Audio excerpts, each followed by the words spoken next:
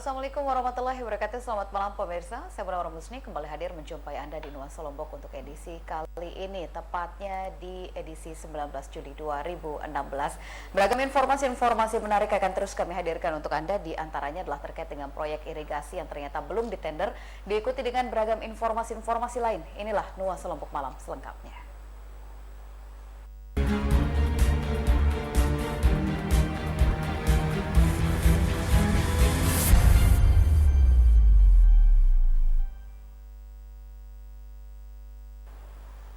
Dan untuk mengawali Nuansa Lombok malam ini, informasi kami yang pertama adalah terkait dengan orang tua pelaku jambret yang menangis histeris bahkan pingsan ketika mengunjungi sang anak di ruang reskrim Mapolsek Cakra Negara. Pelaku jambret inisial DN yang diketahui masih di bawah umur tersebut juga tidak kuasa menahan tangis ketika dikunjungi oleh kedua orang tuanya. Wanita parubaya ini tiba-tiba menangis histeris bahkan pingsan saat mengunjungi anak kesayangannya tengah diinterogasi di ruang reskrim Mapolsek Cakra Negara karena diduga melakukan aksi jambret bersama salah seorang rekannya inisial RZ 20 tahun di wilayah Selagalas, Kota Mataram sekitar pukul 2 siang.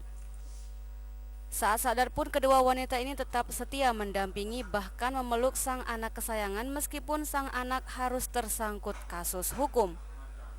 Menurut Wakapolsek Cakra Inyoman Subawa menjelaskan, dalam melancarkan aksinya, kedua pelaku tersebut melakukannya dengan cara membuntuti sepeda motor korban dengan memanfaatkan situasi sepi. Jadi ini ada korban habis kerja pulang dari sayang-sayang, pulang, tahu-tahu dia sudah dibuntuti oleh pelaku dua orang goncengan. Setelah dipepet, korban ini dipepet, lalu ditarik tasnya oleh pelaku. Dari kasus tersebut, polisi berhasil mengamankan sejumlah uang tunai senilai Rp708.000, satu buah handphone, serta satu unit sepeda motor milik pelaku. Sementara itu, menurut Jaja Gozali selaku Peksos Lembaga Paramita menjelaskan, pelaku jambret inisial DN yang diketahui masih di bawah umur akan diserahkan di Lembaga Paramita untuk dilakukan pembinaan. Proses hukumnya mereka pertama dititip nanti di Paramita, prosesnya kan 7 tambah 8 plus 8 penitipan itu. Setelah ada perpanjangan waktu sampai proses hukumnya kan biasanya polisi memperpanjang lagi, buat perpanjangan itu dititip lagi di sana sampai proses hukum keputusan hukum tetapnya selesai gitu. Dari kasus ini masyarakat dihimbau untuk tetap waspada apabila bepergian. Terlebih masyarakat juga dihimbau untuk tidak memakai perhiasan mencolok. Maya Sarah, Lombok TV, Mataram. Diduga mengantuk, supir bus jurusan Jawa Bima menabrak pengendara sepeda motor hingga tewas di tempat kejadian perkara. Tabrakan terjadi di Jalan Raya Tuan Guru Lopan, Labu Api, Lombok Barat sekitar jam 12 malam. Masyarakat sekitar yang mengetahui tabrakan tersebut pun langsung mengamuk. Bis naas tersebut dirusak massa, sementara supir berhasil menyelamatkan diri ke kantor polisi sektor Cakra.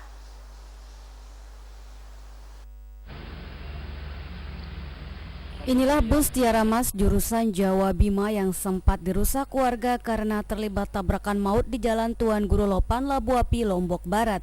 Sekitar jam 23 malam tadi, bus yang melaju kencang dari arah Lembar mengambil jalur pengendara sepeda motor yang datang dari arah berlawanan.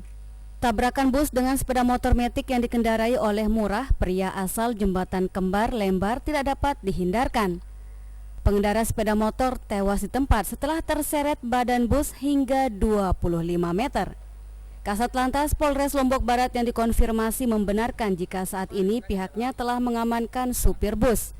Saat ini kepolisian tengah memeriksa supir yang diduga mengantuk tersebut. Bis Tiara Mas jurusan Jawa Bima dari arah selatan menuju utara, sedangkan motor Honda Vario dari arah utara ke selatan. Ketika di TKP berpapasan, sopir bis mengambil haluan, mengambil jalur Honda Vario, mengambil kanan sehingga terjadi benturan. Pada saat benturan karena melaju bisnya, korban tergeret sampai 25 meter sehingga korban meninggal dunia di TKP. Ditambahkan Gus Riyadi bahwa jika terbukti terdapat unsur kelalaian dalam kecelakaan yang merenggut nyawa itu, Ismail yang supir yang diduga mengantuk terancam dengan hukuman 5 tahun penjara karena melanggar pasal 360 ayat 4. Saat ini pihak kepolisian langsung mengamankan bus, sopir dan kondekturnya untuk diperiksa sebagai tersangka. Riwayat kecelakaan telah didapatkan sehingga pihak kepolisian akan segera menetapkan status supir bus tersebut. Hamdi, Lombok TV, Lombok Barat. Dan kini kita beralih ke informasi lain. Untuk kesekian kalinya, salah satu hotel berbintang yang beroperasi di Senggigi, Lombok Barat menunggak pajak hingga 7,5 miliar rupiah. Pihak hotel pun berjanji akan melunasi tunggakan pajaknya setelah hotel tersebut laku terjual. Sementara pemerintah Lombok Barat mengancam akan melakukan penyegelan jika dalam waktu dekat pengelola hotel tidak sanggup untuk melunasi tunggakan pajak tersebut. Sentosa Hotel, salah satu hotel berbintang paling besar yang beroperasi di wilayah Senggigi, Lombok Barat ini kembali berulah. Untuk kesekian kalinya, hotel yang kerap berselisih dengan warga sekitar karena pemanfaatan batas sepadan pantai kembali menunggak pajak hingga 7,5 miliar rupiah. Saat ditagih, pihak hotel berjanji akan segera melakukan pelunasan terhadap pajak konsumennya yang tidak dibayarkan. Manajemen hotel akan membayar tunggakan pajaknya setelah hotel tersebut laku terjual. Demikian disampaikan Kepala Dinas Pendapatan Kabupaten Lombok Barat saat ditanya wartawan terkait kembali berulahnya hotel berbintang tersebut. Bahkan pihak pemerintah Lombok Barat sendiri mengancam akan kembali melakukan penyegelan jika dalam waktu dekat pihak pengelola hotel tidak melunasi tunggakan pajak. Dia itu kan berulang-ulang, tidak saat ini, berulang-ulang. Yang terakhir memang dia membuat surat pernyataan akan membayar pajak itu setelah Hotel Sentosa dijual. Tapi seperti tadi yang disampaikan Pak Bupati, ya memang tidak ada hubungannya antara dia penjualan dia terkait dengan Hotel Sentosa dengan pembayaran pajak. Karena pajak ini adalah titipan sebenarnya dari orang-orang yang menginap, orang yang makan di sana. Jadi ini titipan ya sebenarnya pajak ini. Dan sekarang ini hutangnya dia sekitar 7,5. Memang kemarin saya juga setelah Kembali berulahnya hotel yang telah lama beroperasi di kawasan pariwisata internasional Senggigi, Lombok itu tentu saja melukai rasa keadilan masyarakat. Diketahui selama beroperasi di Pulau Lombok, pengelola hotel tersebut kerap berselisih dengan nelayan setempat karena pemanfaatan batas sepadan pantai. Bahkan beberapa tahun terakhir dengan bantuan pemerintah Kabupaten Lombok Barat, pihak hotel melarang keras nelayan memarkir perahunya di depan hotel nakal itu. Sementara sepadan pantai yang seharusnya bisa diakses publik, kini dikuasai pemanfaatannya oleh pihak hotel yang kembali menunggak pajak sehingga berpotensi merugikan keuangan daerah hingga 7,5 miliar rupiah tersebut. Hamdi, Lombok TV, Lombok Barat.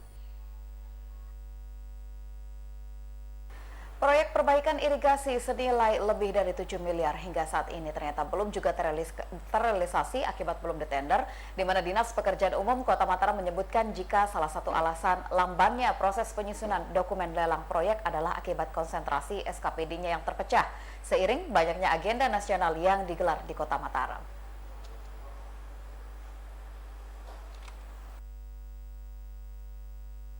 Kepala Dinas Pekerjaan Umum Kota Mataram, Haji Mahmudin Tura mengatakan salah satu penyebab proyek irigasi senilai 7 miliar lebih itu karena imbas kebijakan pemerintah pusat mengurangi 10% dana alokasi khusus.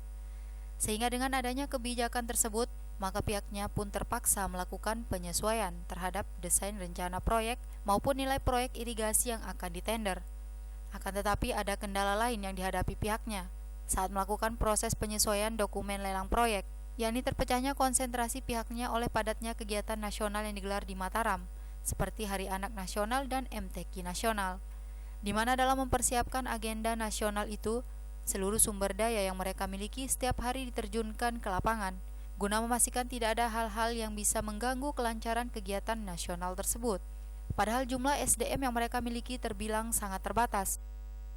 SDM kita juga sangat terbatas, kita dipacu dengan waktu untuk beberapa event nasional.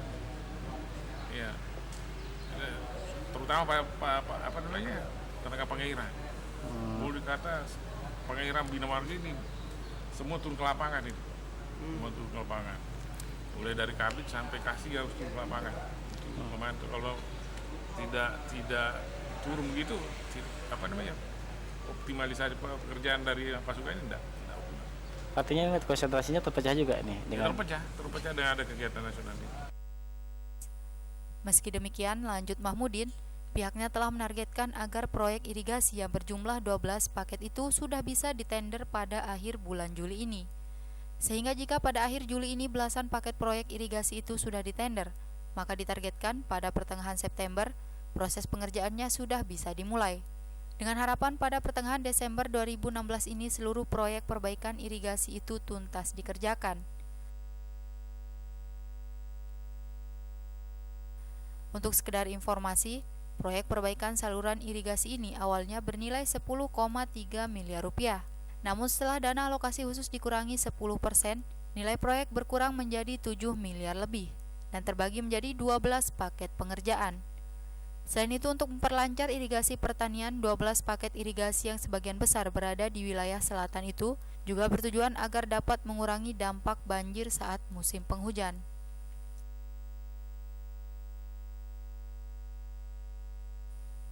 Irham Rasyidi, Lombok TV, Mataram.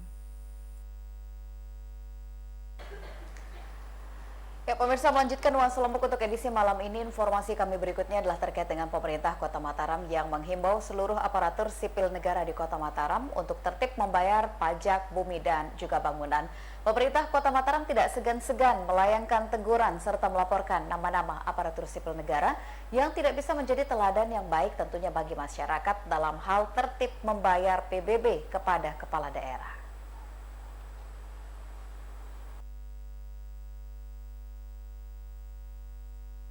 Sejak Senin kemarin, Dinas Pendapatan Daerah Kota Mataram mensiagakan 2 unit mobil pelayanannya di halaman kantor Sekretariat Daerah Kota Mataram dalam rangka mendukung kegiatan Pekan Panutan Pembayaran PBB khusus aparatur sipil negara. Namun sayangnya, mobil pelayanan yang disiagakan untuk mempermudah ASN membayar PBB ini belum bisa dimanfaatkan secara maksimal. Bahkan jumlah ASN yang memenuhi kewajibannya membayar PBB pun terbilang masih sangat minim. Kepala Dinas Pendapatan Kota Mataram, Haji M. Syakirin Hukmi, saat ditemui di ruang kerjanya menjelaskan, untuk hari pertama kegiatan Pekan Panutan Pembayaran PBB ASN dikhususkan untuk para ASN yang ada di lingkungan Sekretariat Daerah. Dari jumlah itu terdapat 97 orang ASN yang tidak termasuk wajib pajak karena berdomisili di luar Kota Mataram. Sedangkan saat disinggung jumlah wajib pajak berstatus ASN di Sekretariat Daerah yang telah membayar pajak, Syakirin mengungkapkan, hanya ada sekitar 55 ASN saja yang telah membayar PBB, sedangkan sisanya 57 orang belum melakukan pembayaran. Dan terhadap nama-nama ASN yang belum melunasi kewajibannya membayar PBB itu, pihaknya telah menyerahkan datanya kepada PLT Sekda Kota Mataram sebagai pihak yang berwenang menindak ASN yang tidak tertib membayar PBB tersebut. Kebijakan-kebijakan yang diambil oleh khususnya Pak Sekda kaitannya dengan wajib PN ASN yang belum menyelesaikan pembayaran PBB-nya ini. Saya kira dengan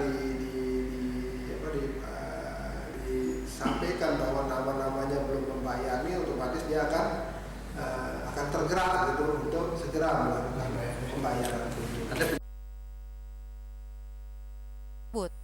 PLT Sekda Kota Mataram Effendi Eko Saswito yang dikonfirmasi terkait hal ini mengaku telah menindaklanjutinya dengan melayangkan surat secara personal kepada para ASN yang belum membayar PBB tersebut.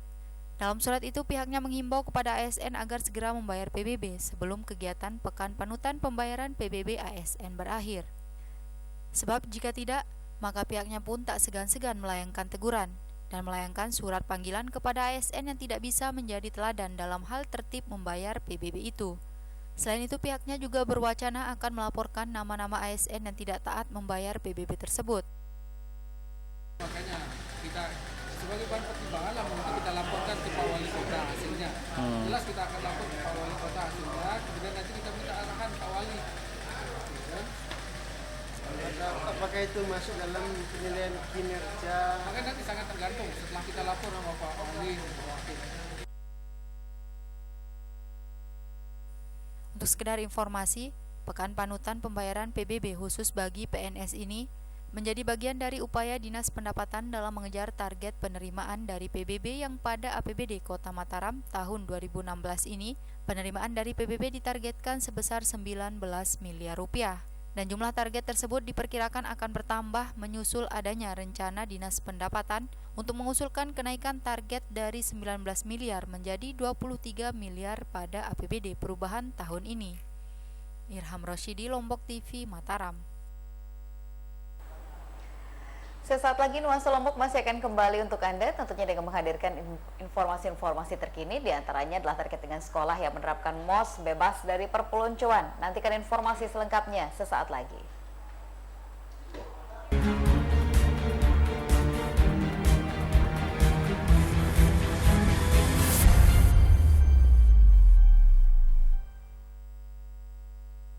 Acara ini dipersembahkan oleh MCO, merubah yang biasa menjadi luar biasa.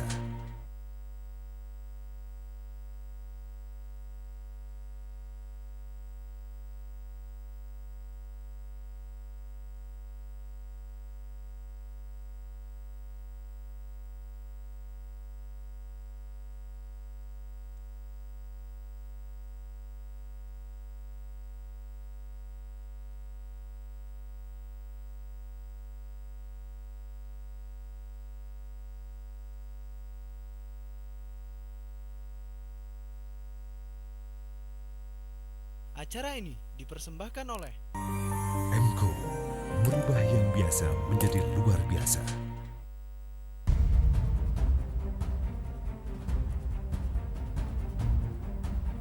Ayo ikuti jejak sukses Alumni Wellness Education Center. Telah berhasil mengantarkan 24.918 lulusannya direkrut kerja di perusahaan-perusahaan terkemuka.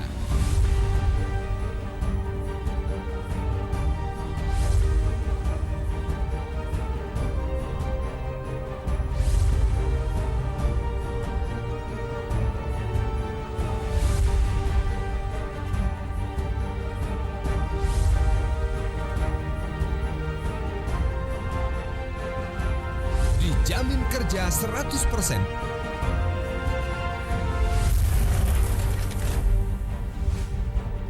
Wellness Education Center. Profesional karakter building.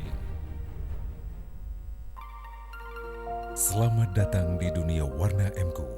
Warna adalah karakter, inspirasi, ekspresi, lambang dan harapan. Inovasi warna MCO, cat kayu dan besi yang penuh inspirasi.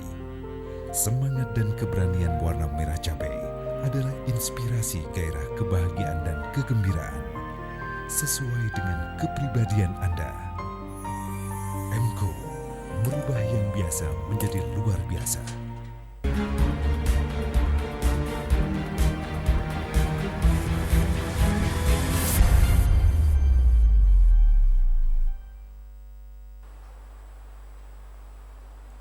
Beberapa sekolah di wilayah Kota Mataram telah menerapkan masa orientasi siswa bebas dari sistem perpeloncoan, di mana dalam kegiatan pengenalan lingkungan sekolah bagi siswa baru tersebut diserahkan seluruhnya kepada guru, bukan lagi siswa senior.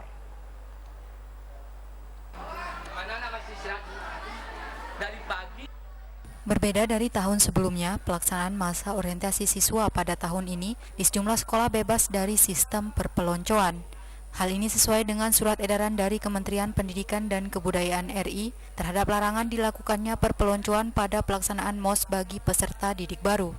Beberapa sekolah negeri di Mataram yang telah menerapkan MOS bebas dari perpeloncoan ini, diantaranya SMA 4 dan SMP Negeri 7 Mataram. Kedua sekolah ini hingga hari kedua pelaksanaan MOS pihak sekolah memastikan bebas dari perpeloncoan, di mana pada pelaksanaan MOS kali ini yang paling berperan dalam mengenalkan lingkungan sekolah kepada para siswa baru adalah guru dan bukan lagi siswa senior atau kakak kelas. Siswa senior hanya bertugas menjadi pendamping bagi juniornya selama pelaksanaan MOS.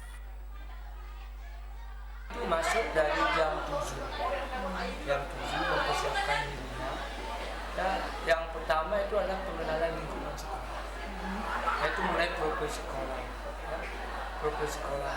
Nah, yang tujuannya itu bagaimana dia bisa akrab di sekolah, dia belajar tenang, menyenangkan. Nah, ini tujuan untuk pengenalan sekolah. Jadi tidak ada kekerasan. Nah, selama ini ada kan dia tidak ada, jadi ada kebebasan bagi anak-anak untuk bagaimana dia akan mengikuti pendidikan yang ada di sini. Jadi tidak ada kekerasan. Jadi anak-anak itu diberikan kebebasan, yaitu menggapai ya. Dan juga yang paling banyak itu akan membina itulah guru-gurunya. Ya. Jadi anak-anak ini hanya sebagai ya pelengkap untuk menyediakan bahan-bahan apa yang harus disediakan. Jadi untuk kegiatan MPLS sekarang namanya, jadi di sekolah kita itu lebih cenderung kepada pengenalan sekolah secara umum ya, misalkan tentang mengenai kegiatan ekstrakurikuler, juga mengenai tentang kegiatan-kegiatan yang sering kita lakukan di sekolah, termasuk juga kebersihan massal kita tanamkan dari sekarang. Buatnya dari film peloncoan sendiri Pak, apa yang dari awal kita sudah tekankan kepada pendamping terutama bahwa pendamping itu adalah bukan superior, tapi mereka adalah sesuai dengan namanya pendamping, mendampingi peserta didik baru untuk mengenal lingkungan sekolah kita terutama di SMP Negeri 5. Jadi sama sekali tidak ada yang kekerasan yang kita lakukan di kegiatan MPLS sama sekali tidak ada dan tidak pernah kita lakukan juga sebelumnya. Selain itu, meskipun pada pelaksanaan MOS ini, para siswa baru diharuskan memakai atribut, namun menurut keterangan para siswa senior yang menjadi pendamping, atribut tersebut hanya sebatas pita, dasi, dan nemtek sebagai identitas pengenal siswa baru.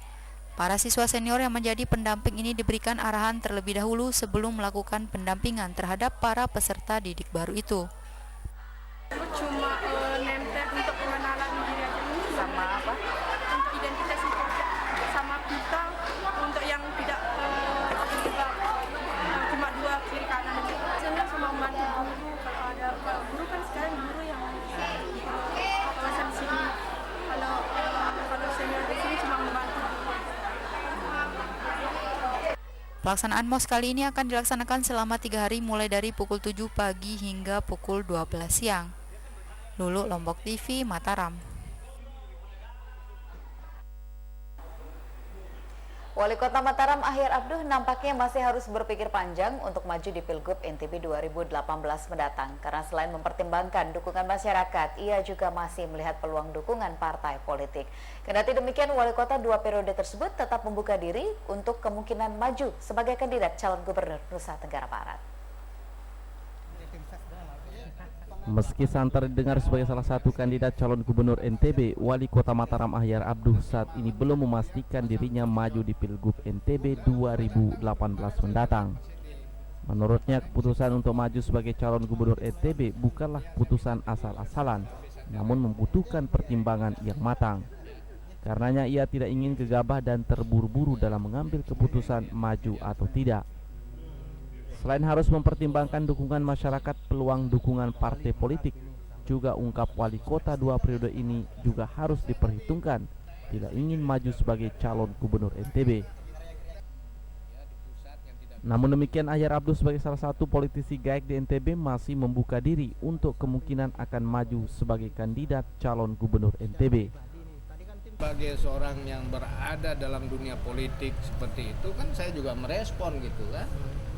Respon saya ya seperti tadi, saya bilang insya Allah tentu nanti saya akan secara betul-betul mempertimbangkan kemungkinan dan keputusan untuk menjadi calon, apalagi ini adalah calon gubernur, bukanlah keputusan yang asal-asalan, tapi betul-betul mempertimbangkan. Salah satunya misalnya bagaimana kalau masyarakat kota tidak menghendaki saya untuk meninggalkan kota, itu kan juga harus saya pertimbangkan. Nah, kemudian bagaimana partai-partai politik yang ada, ya ada peluang tidak saya misalnya didukung oleh partai politik. Selain Ahyar Abduh, sejumlah nama juga sudah mulai bermunculan di bursa calon gubernur NTB, pengganti Tuan Guru Bajang yang akan habis masa jabatannya pada tahun 2018 mendatang. Bahkan sejumlah nama pendatang baru juga dikabarkan akan meramaikan bursa Pilgub NTB 2018 seperti Kolonel lalu Rudi Irham Serigede, Robi Atul Adawiyah, Zulkifli Mansah, dan sejumlah nama lainnya. Masyarakat NTB akan dihadapkan pada banyak pilihan setelah berakhirnya rezim Tuan Guru Bajang Gubernur NTB 2 periode tersebut. Dedi Suhyandi, Lombok TV, Mataram. Sementara itu, dengan akan berakhirnya masa jabatan Gubernur NTB Tuan Guru Bajang M. Zainul Majdi pada tahun 2018 mendatang, Ketua Umum PBNW tersebut didorong untuk tampil di level nasional. Bahkan Wali Kota Mataram, Ahyar Abduh, mendukung jika TGB masuk dalam Kabinet Jokowi sebagai Menteri untuk mewakili Provinsi Nusa Tenggara Barat. Dan berikut akan kami hadirkan pernyataan Wali Kota Mataram, Ahyar Abduh. Pertama karena semangat saya, ya. Semangat saya untuk melihat figur NTB ini ada di jajaran kabinet. Yang kedua karena kepentingan NTB sendiri. Ya tentu kalau ada figur NTB yang duduk di situ, saya yakin pasti memikirkan NTB. Ya kan? Yang ketiga, kapasitas, kefiguran, kapabilitasnya, integritasnya di masyarakat seperti TGB ini, ya, itu sudah tidak diragukan. Seperti siapapun saya kira akui, ya. Termasuk jejaringnya juga ya. Termasuk jejaringnya. Ya. Kenapa beliau juga sebagai salah seorang petinggi partai, bukan saja sebagai ketua Demokrat di NTB, tapi juga duduk di jajaran pimpinan pusat. Saya kira peluang-peluang itu kan bagus.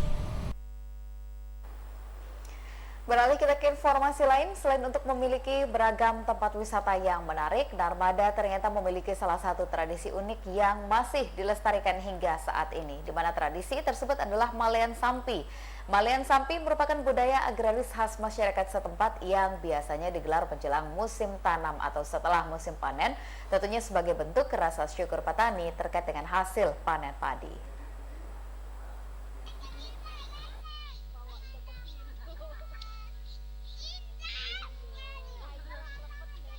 Jika di Pulau Madura ada karapan sapi, maka di Lombok ada namanya Malean Sampi atau Begau Malean. Sebuah tradisi peninggalan turun-temurun dari nenek moyang yang masih dilestarikan hingga saat ini. Selain merupakan hobi dari masyarakat setempat, juga menjadi ajang silaturahmi antar warga, khususnya para petani. Sekaligus sebagai bentuk rasa syukur petani terhadap hasil panen. Dalam tradisi Malean Sampi ini, sapi yang dipilih sebagai sapi Malean adalah sapi-sapi pilihan yang dipercaya dapat memberikan kesuburan terhadap sawah dan ladang. Kadang-kadang bilang minggu, kadang-kadang 2 kali seminggu, kadang-kadang sekali sebulan. Apa aran kelompok ni? Pada girang. Kelompok pada girang. Pira jumlah kelompok selapuan? Aran 100 pasang. 100 pasang sampi. Niki. Terus apa ran niki? Tujuan taran sebenarnya niki apa kira-kira? Taruh ke girangan, kelepat ke Jebatur. Kesenangan, hobi. Silaturahmi ke Jebatur kan. Duit kan jodoh. Silaturahmi barat niki lah. Mendatangkan hujan atau ada lowong bagus. Dia kadang-kadang yang solah padi kan. Hasil padi. Nak sidu padi nak petenaan begau. Nah, tahu keberhasilan sampai yang jaga mal kan. Sampai nah, itu pun teman saling tenak aja batas. Oh, berarti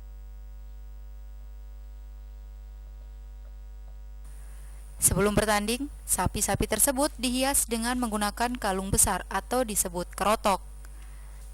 Sapi yang telah mengikuti ajang Malean Sampi akan menjadi sapi yang harganya lebih mahal, terlebih jika sapi tersebut memenangkan kompetisi. Tradisi Malean Sampi ini banyak diminati masyarakat, baik dewasa maupun anak-anak. Bahkan beberapa dari anak-anak ikut menjadi joki partner mengikuti orang tua masing-masing. Selain dapat melestarikan budaya khas suku Sasak, tradisi Malean Sampi juga dipercaya dapat memberikan kesuburan bagi sawah dan ladang para petani. Tim Liputan Lombok TV, Lombok Barat.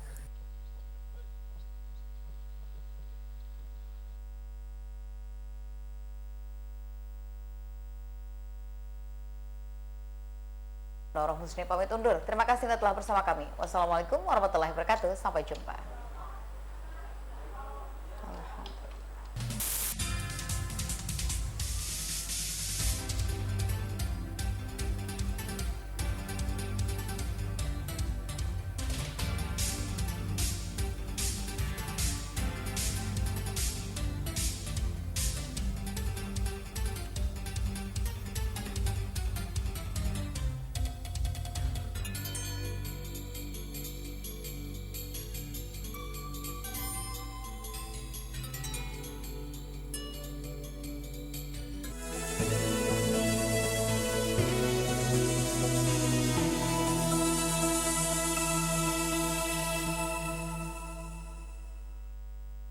Acara ini dipersembahkan oleh MCO, merubah yang biasa menjadi luar biasa.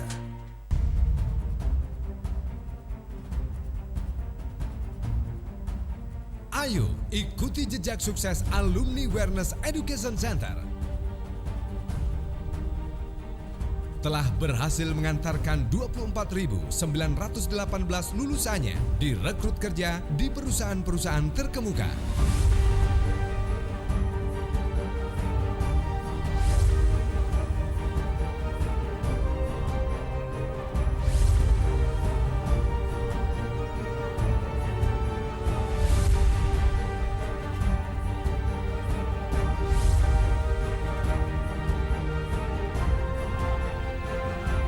Dijamin kerja 100%.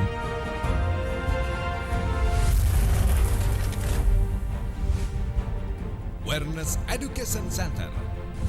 Profesional karakter building.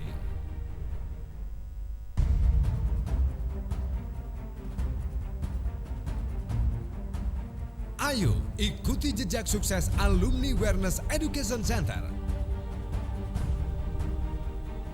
Telah berhasil mengantarkan 24.918 lulusannya direkrut kerja di perusahaan-perusahaan terkemuka.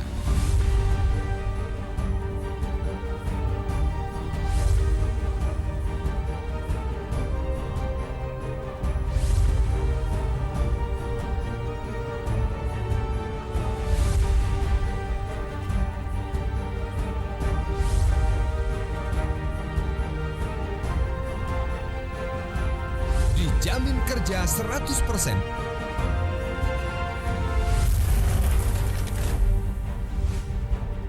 Wellness Education Center. Profesional karakter building.